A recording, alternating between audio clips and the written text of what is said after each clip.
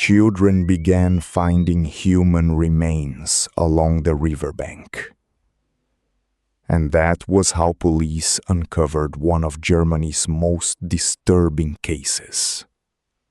For years, young men disappeared after passing through Hannover Central Station.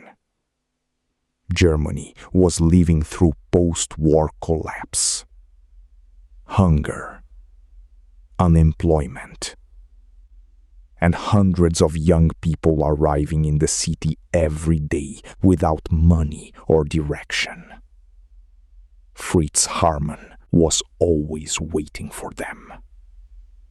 He offered food, shelter, help. Investigators later discovered that at least 24 young men vanished after meeting Haarmann.